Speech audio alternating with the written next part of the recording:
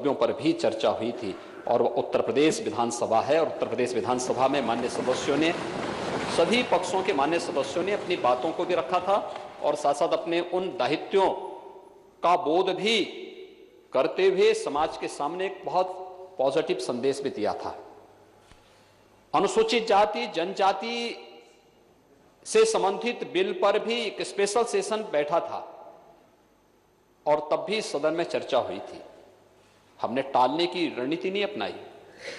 एक चर्चा जिसके लिए विधायिका का यह मंच बना हुआ है उसका बेहतर उपयोग, और राज्यपाल भी जब आती हैं तो श्री राज्यपाल का सम्मान करना सत्ता पक्ष विपक्ष इस सबका सामूहिक दायित्व है। राज्यपाल पार्टी का नहीं, प्रदेश का है और प्रदेश के संवैधानिक प्रमुख के प्रति सम्मान का भाव होना, उसी प्रकार से जैसे संवैधानिक प्रतीकों के प्रति हम लोग सम्मान का भाव व्यक्त करते हैं, विधायिका के मंच पर राष्ट्रपति जी के लिए, राज्यपाल जी के लिए, न्यायपालिका के प्रति कोई भी विपरीत और प्रतिकूल टिप्पणी नहीं हो सकती है, नहीं करनी चाहिए, परिपाटी तो ये है।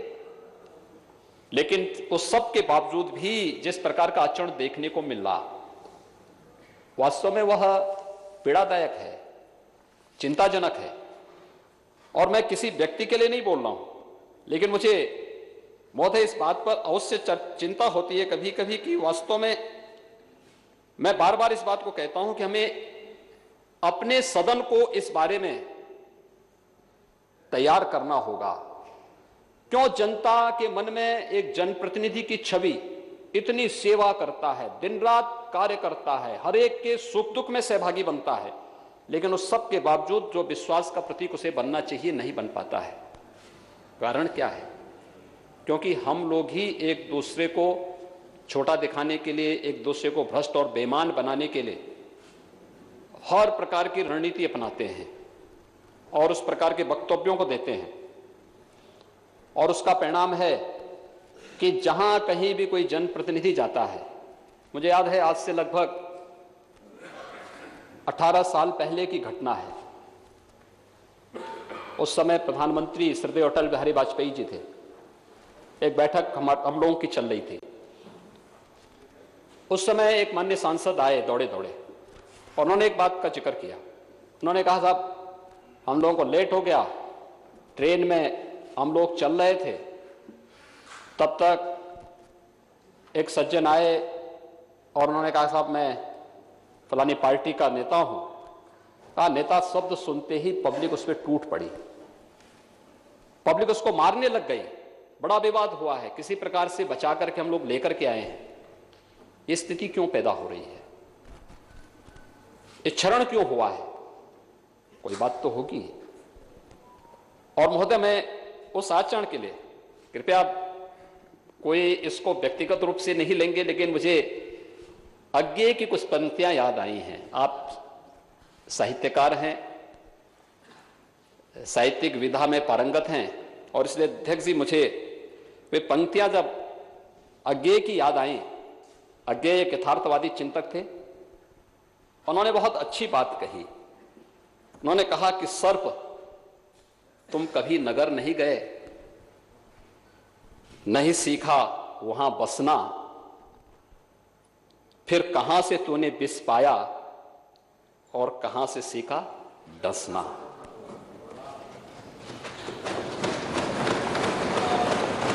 क्या हम अपने आचरण से इन संवैधानिक व्यवस्थाओं को क्षति नहीं पहुंचा रहे हैं?